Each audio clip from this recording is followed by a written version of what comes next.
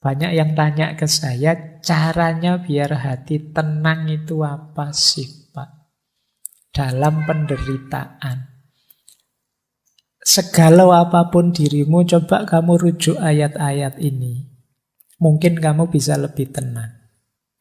Yang pertama surat Al-Insyirah, ayat 5 sampai ayat 6. Yang bunyinya adalah fa inna ma'al usri yusra, inna ma'al usri yusra. Maka sesungguhnya bersama kesulitan itu ada kemudahan. Sesungguhnya bersama kesulitan ada kemudahan. Sesulit apapun hidupmu, sepahit apapun pengalamanmu, tidak usah khawatir. Pasti ada kemudahan.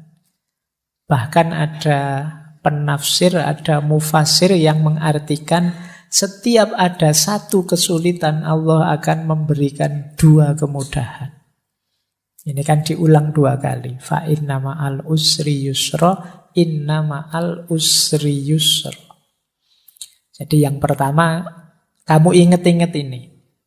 Allah sendiri yang menjanjikan. Sesungguhnya bersama kesulitan ada kemudahan. Maka jangan putus asa.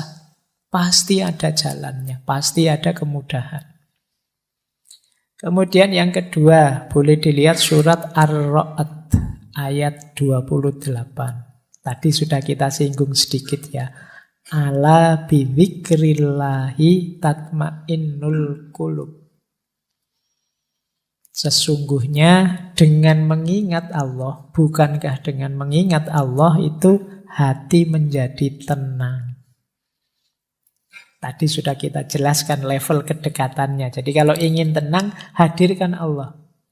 Ingat Allah itu menenangkan. Karena apa sih yang tidak mungkin di hadapan Allah. Terus, yang ketiga, kalau masih ada kebingungan-kebingungan, kekecewaan-kekecewaanmu karena keinginanmu tidak terpenuhi, boleh teman-teman merujuk surat Al-Baqarah ayat 216. Wa asa an takrahu syai'an wa huwa khairul lakum wa asa an tuhibbu syai'an wa huwa syarrul lakum. Wallahu ya'lamu wa antum la ta'lamun. Jadi firman Allah, mungkin saja engkau membenci atau tidak suka sesuatu padahal itu baik untukmu. Dan mungkin juga engkau mencintai sesuatu padahal itu buruk buatmu. Allah lebih tahu, sedangkan kalian tidak tahu. Jadi ayat ini mengajarkan kita yang tidak terjadi dari keinginan kita, itu tidak selalu nanti sesuatu yang baik untuk kita. Jadi yang kita sukai bisa jadi itu buruk untuk kita. Allah lebih tahu. Jangan terlalu kecewa, jangan putus asa. Kalau cita-citamu gagal, bukan berarti itu ada kebaikan yang lepas. Bisa saja itu tidak terlalu baik untukmu. Allah menetapkan sesuatu itu ya pertimbangannya kasih sayang cintanya pada kita. Pikiran kita terbatas. Sulit untuk bisa tahu sampai detail sedalam-dalamnya manfaat dan efeknya sesuatu. Allah lebih tahu. Jadi kalau teman-teman sedang kecewa, sedang galau, keinginannya kok tidak terpenuhi, baca ayat ini.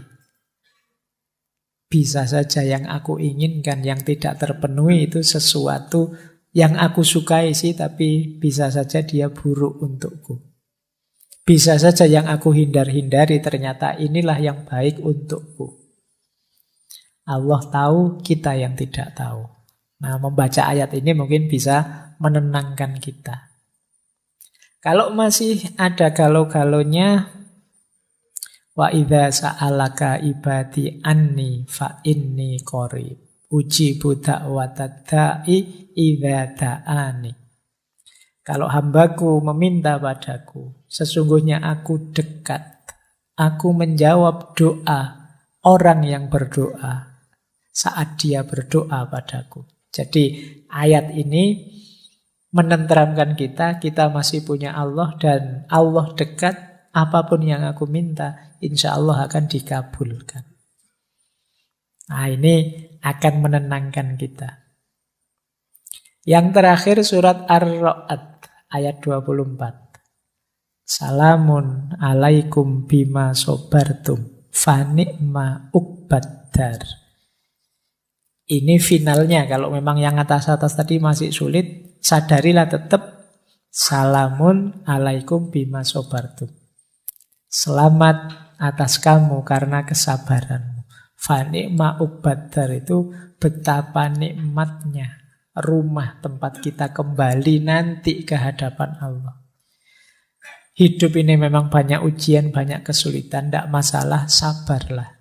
Ada kenikmatan puncak nantinya bersama Allah. Itu fani'ma uqbaddar. Ada yang menarik dari perspektifnya Robi'ah tentang penderitaan. Coba nanti kita cek ya, kita ada di mana. Jadi satu ketika jalan bareng beberapa sufi besar. Robi'ah, kemudian Hasan al-Basri, Malik bin Dinar, dan Syakik al-Balkhi. Nah, terus ngobrol-ngobrol tentang ujian dan penderitaan. Diawali Imam Hasan al-Basri, kata beliau, orang itu tidak dipercaya kata-katanya. Jika dia tidak tabah kalau ada ujian dari Tuhannya. Sebaik apapun yang diomongkan orang, kata Hasan al-Basri, kalau dapat ujian kok tidak kuat, tidak tabah, terus melenceng, beda dengan yang diomongkan, ya tidak usah dipercaya omongannya. Ya kalau hidupnya senang terus sih tidak masalah, tapi begitu ada ujian, coba kayak gimana perilakunya. Orang itu kan kelihatan aslinya kalau pas lagi susah. Kalau pas lagi seneng sih kamu enak, tapi pas lagi susah, ayo coba, aslimu akan kelihatan. Maka kata Hasan al-Basri, orang itu tidak bisa dipercaya kata-katanya kalau dia tidak tabah menerima ujian dari Tuhan. Tapi pandangan ini dikritik oleh Robi'ah. Kata-katamu itu berbau egoisme. Masih aku. Nah, terus Syakik mencoba menjawab, mungkin ini yang diinginkan Robi'ah. Kata Syakik al-Balkhi, seseorang tidak dapat dipercaya kata-katanya jika dia tidak bersyukur atas ujian dari Tuhannya. Ini lebih tinggi levelnya. Diuji sulit tapi malah bersyukur. Ini sebenarnya orang pintar. Karena dia tahu di balik segala ujian dari Allah itu pasti ada hikmah, ada makna untuk peningkatan kualitas dirinya. Maka ketika diberi kesulitan dia bersyukur. Ini lebih tinggi.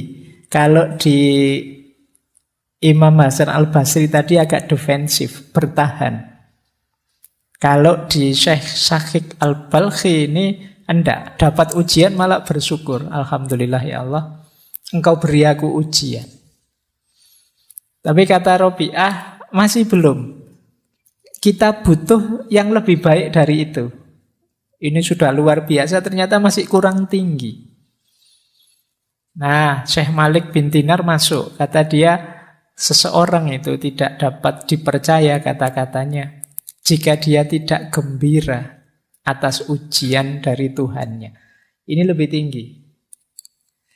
Kalau ini ketika dapat ujian malah gembira, malah alhamdulillah. Seperti Robi'ah tadi, senang aku diuji oleh Allah, senang aku hatiku dipatahkan oleh Allah. Tapi ya untuk nyampe sini saja berat.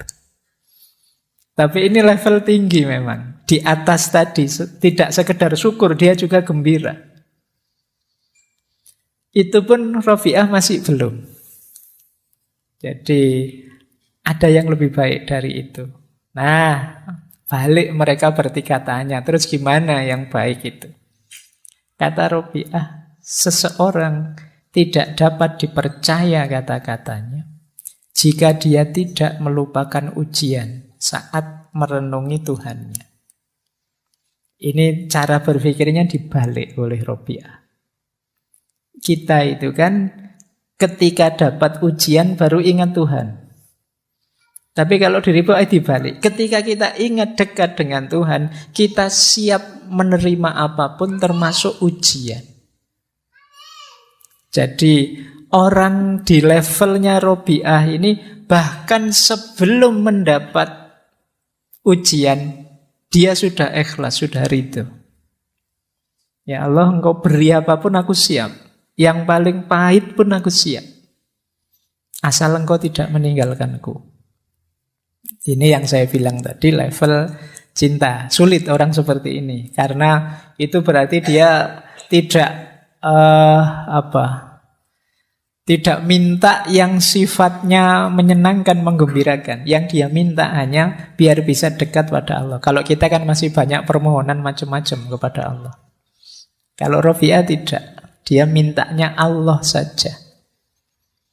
Nah, ini coba ya nanti kalian ada di mana. Kata Imam Syafi'i, ketika hatimu terlalu berharap kepada seseorang, maka Allah timpakan ke atas kamu pedihnya sebuah pengharapan. Supaya engkau mengetahui bahwa Allah sangat mencemburui hati yang berharap selain Dia. Maka Allah menghalangimu dari perkara tersebut agar kamu kembali berharap kepadanya. Ini coba kamu pahami maksudnya Imam Syafi'i ya. Orang itu bisa patah hati karena dia kecewa pada orang lain.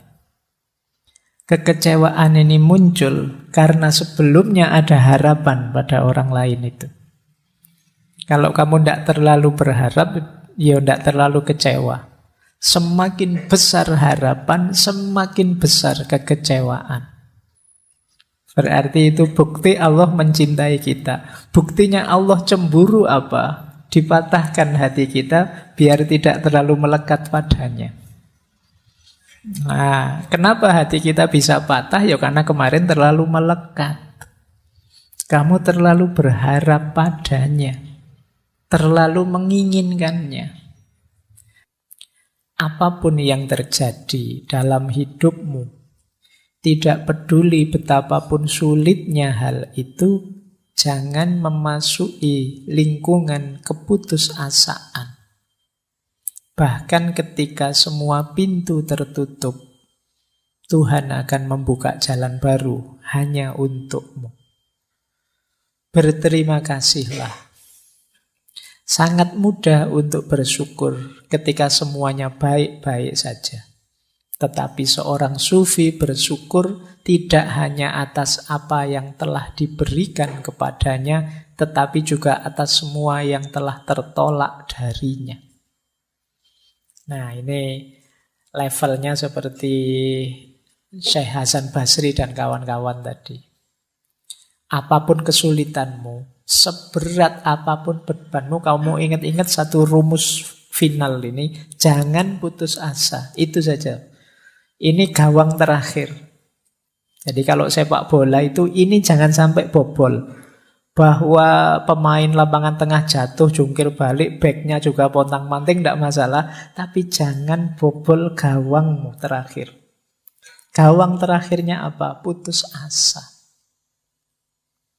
Begitu kamu putus asa, itu tanda bahwa kamu tidak percaya lagi kepada Allah. Kamu lupa bahwa ada Allah. Yang bagi Allah apa sih yang tidak mungkin? Orang yang putus asa itu kan sering pakai kalimat-kalimat, buntu sudah semua jalanku, gelap duniaku, aku gimana lagi ini? Kamu lupa masih ada Tuhan, masih ada Allah. Jadi Syekh Syamsul Tabriz mengingatkan kita, apapun kesulitanmu, apapun bebanmu, jangan biarkan gawangmu yang terakhir ini bobol, yaitu keputusasaan. Makanya putus asa itu kan, Kalau dalam Al-Quran disebut kekufuran. Karena apa? Karena orang yang putus asa berarti dia melupakan Allah. Atau tidak percaya dengan kekuasaannya Allah. Kata Syekh Syamsul Tabriz, meskipun semua pintu rasanya tertutup, Allah masih bisa kok. Bukan membuka pintu, bahkan membuat pintu baru Allah bisa. Yang tidak terbayangkan mungkin selama ini olehmu. Jadi tidak mungkin Pak lewat ini, lewat itu, lewat ini. Jalan yang saya hitung itu tidak ada yang beres. Itu kan hitunganmu. Jadi bagi Allah apa yang mustahil? Wong dari Masjidil Haram ke Masjidil Aqsa, dari Masjidil Aqsa ke Sidratul Muntaha, ya bisa. Dalam waktu semalam.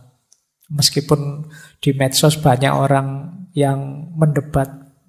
Masuk akal. Masa namanya mukjizat ya memang tidak masuk akal.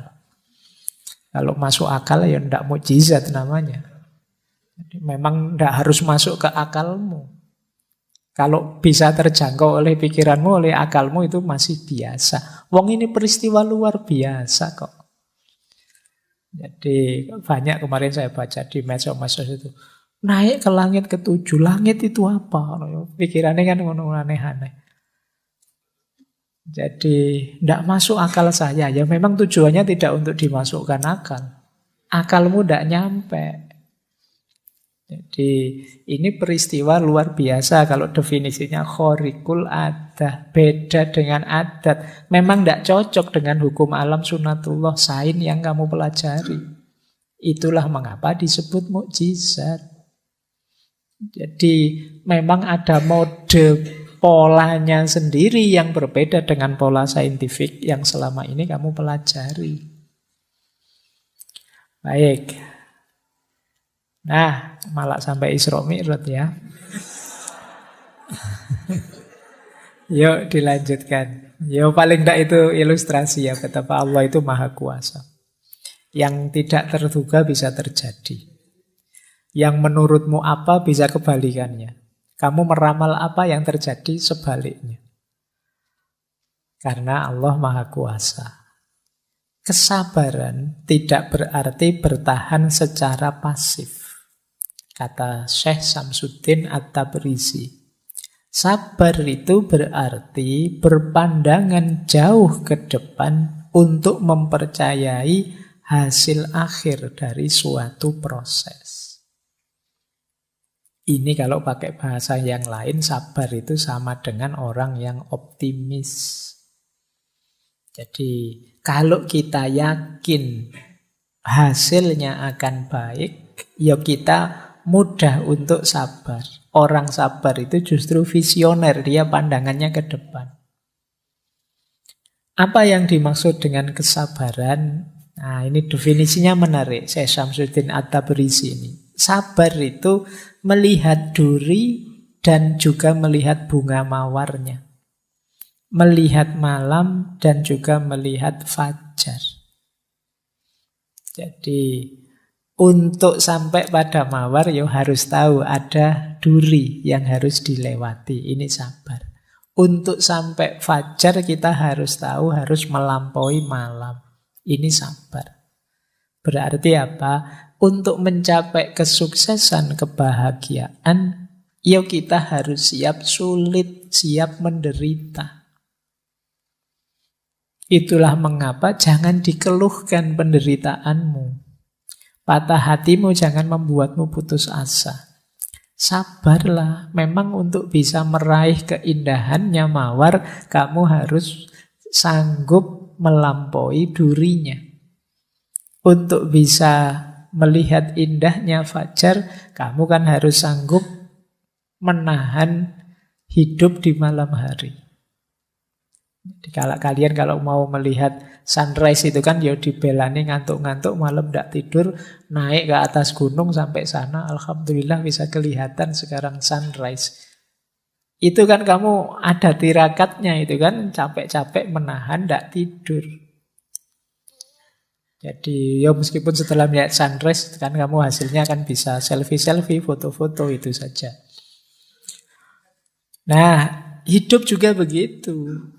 Kamu kalau ingin meraih keindahannya harus siap dengan pahitnya. Kita itu seringkali hanya fokus pada mawarnya saja, fokus pada fajarnya saja. Lupa dengan malamnya, lupa dengan durinya. Itu yang membuat kita begitu dropnya ketika mengalami patah hati, ketika mengalami kesulitan hidup.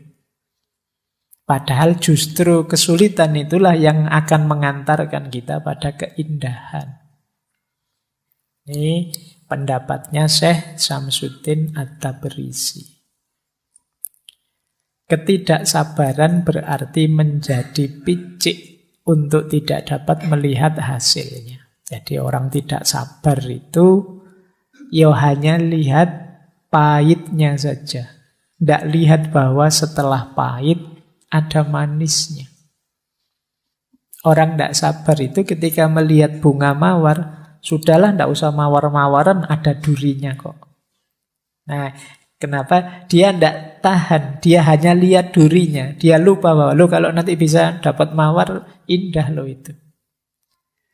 Ya kalau kamu tidak siap menunggu malam, ya kamu tidak akan ketemu indahnya fajar. Sudahlah, tidak usah nyari-nyari fajar, tidur saja enak misalnya, ya sudah.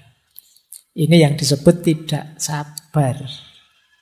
Para pecinta Tuhan tidak pernah kehabisan kesabaran. Karena mereka tahu bahwa agar bulan sabit menjadi purnama dibutuhkan waktu. Tidak mungkin hari ini bulan sabit, besok langsung purnama. Kalau sudah begitu, kiamat itu berarti. Mesti kamu harus nunggu dulu waktunya. Dari bulan sabit jadi purnama, ya paling tidak kamu nunggu 15 hari ya. Setengah bulan. Itu pun purnama tidak seterusnya nanti jadi bulan sabit lagi. Itulah kehidupan. Kalau kamu kehilangan kesabaran, hidupmu akan sangat berat. Karena modenya hidup itu naik turun. Tidak mungkin orang hidup itu seneng terus, enak terus. Meskipun kamu pinginnya begitu. Hidup itu mesti ya kadang seneng, kadang tidak seneng, kadang enak, kadang tidak enak. Wis itu wajar. Siaplah menghadapi hidup yang seperti ini. Kunci bahagiamu justru di situ. Kalau kamu siapnya seneng saja, ya siap-siap hidupmu banyak stres, banyak depresi. Semoga tidak ada yang di sini hidupnya nyari susah saja. Kan ada orang itu yang kalau bisa sulit, kenapa dibuat mudah? Itu namanya nyari susah. Orang itu normalnya nyari senang, dia malah nyari susah. Kalau ndak rumit, ndak enak Pak, ndak asik Pak. Yo salahmu dewe kalau gitu. Baik, ya jadi orang yang normal-normal saja. Wajarnya kita mencari kebahagiaan, kesenangan, tapi kita harus sadar hidup ini ada kesulitan juga, ada problem juga, ada naik turunnya juga. Baik, ini dua nasihat dari Syekh Syamsuddin At-Tabrisi. Gurunya banyak sufi juga, sosok beliau agak misterius. Dulu pernah kita bahas waktu membahas Mahabbah Ilahiyah kalau tidak salah. Baik, kita lanjutkan. Baik, saya tambah satu lagi. Doa. Mungkin teman-teman butuh praktis doa untuk menenangkan hati. Ada banyak doa yang bisa kita baca saat kita sedang galau. Yang pertama, usahakan nanti kalau berdoa ngerti maknanya ya, biar lebih mantap. Doa ini doa anti kesedihan, yang pertama ini ya, anti males, anti utang. Langsung dari Rasulullah.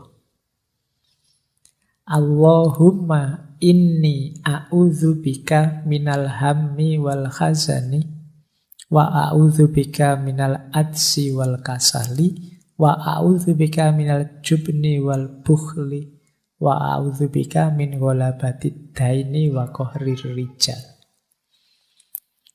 Jadi, ya Allah, aku berlindung padamu dari kegalauan dan kesedihan. Aku berlindung padamu dari rasa lemah dan rasa malas. Aku berlindung padamu dari sifat pengecut dan sifat bakhil. Dan aku berlindung padamu dari dikalahkan oleh hutang dan ditindas oleh orang. Nah, boleh teman-teman berdoa dengan kalimat ini. Atau yang kedua, ini doa minta tenang. Allahumma inni as'aluka nafsan bika mutmainnatan tu'minu biliqa'ika wa tardo biqada'ika wa taqna'u bi'ata'ika. Ya Allah, sesungguhnya aku meminta padamu jiwa yang tenang bersamamu, yang percaya pada pertemuan denganmu, yang ridho pada keputusan-keputusanmu, dan rela merasa cukup dengan apapun pemberianmu. Ini kalau doa ini dikabulkan, insya Allah hidup kita tenang. Yang ketiga ini juga menarik. Kalau patah hati ditinggal pacar, Allahumma ajirni fi musibati wakhluf li khairon minha. Ya Allah, selamatkanlah aku dalam musibahku dan gantilah untukku yang lebih baik darinya. Nah, ya sapa ngerti setelah berdoa ini terus diganti yang lebih hebat dari sebelumnya. Doa yang keempat ini juga menarik. Kuatirnya ketika kita sedang sedih melakukan hal-hal yang tidak seharusnya. Perbanyak membaca ya muqallibal qulub sabbit qalbi ala dinik. Kalau masih terasa sangat berat penderitaanmu, patah hatimu, Rasulullah itu sering menggunakan doa ini. Ya Hayyu ya Qayyum birahmatika astaghiitsu. Wahai Zat yang Maha Hidup, yang Maha Tegak, dengan rahmatmu aku minta pertolongan. Atau masih sangat berat, kok gelap rasanya di kiri kanan, tidak tahu mau apa, mau kemana, boleh pakai doanya Nabi Yunus. Nabi Yunus itu kan mendapat ujian maha berat sampai ditelan oleh di laut. Nah, ini doa yang beliau baca. Jadi kalau teman-teman hidupnya stuck sama sekali, gelap sama sekali, tidak tahu mau kemana, boleh mengamalkan doa ini. La ilaha illa anta subhanaka inni kuntu minadz-dzalimin. Baik, malam hari ini pengajian beneran. Jadi tidak hanya filsafatan ya memang sengaja harus begini karena banyak juga teman-teman yang sedang stres, depresi memerlukan jalan keluar yang lebih praktis, tidak sekedar filosofis. Baik, yang saya sampaikan mungkin sedikit-sedikit bisa meringankan, membantu teman-teman menghadapi segala kesulitan dalam hidupnya. Ini dari Al-Quran. Boleh teman-teman mengambil, ini masyhur sekali, penenang hati, obat hati. Ini sebenarnya nasihatnya Syekh Ibrahim Al-Khawas. Bisa dicek di kitab Risalah Al-Qusairiyah. Kalau di Indonesia sudah jadi lagu terkenal sekali. Dawaul Qalbi Khamsatu Asya'a. Obatnya hati itu ada 5 hal. Qiraatul Quran bitadabbur. Membaca Al-Quran sambil tadabbur, merenungi maknanya. Wa khola'ul batni, dan perut yang kosong, puasalah. Wa qiyamul laili, dan sholat malam. Wa tadurru indas sahar, jadi merenung, tafakur, zikir pada Allah di waktu sahur, sepertiga malam yang terakhir. Yang kelima, wa mujalasatus sholihin, Dan duduk bareng orang-orang yang soleh. Itu menenteramkan hati. Kita zikir tengah malam, kita zikir sepertiga malam, menenteramkan hati. Kita sholat malam, menenteramkan hati. Kita puasa, menenteramkan hati. Membaca Al-Quran sambil tadabbur, menenteramkan hati. Kalau kita kebingungan, apa yang harus saya lakukan? Pikiranku buntu. Sedang stres-stresnya, frustasi-frustasinya. Pilih satu di antara 5 atau lakukan 5-5-nya. Paling enggak kalau kita puasa, kita enggak mikir kegalauan kita lagi, mikir laparnya. Oh, itu kan kita, aduh kapan buka puasa ya, kamu enggak mikir yang-yangan lagi, terus mikir poso. Makanya kata Rasulullah itu anak-anak muda yang sudah ingin nikah tapi enggak kuat nikah, puasa saja. Puasa bisa jadi benteng. Baik, ini enggak saya jelaskan ya. Dulu ini saya ingat pernah saya jelaskan waktu sesinya Sunan Bonang.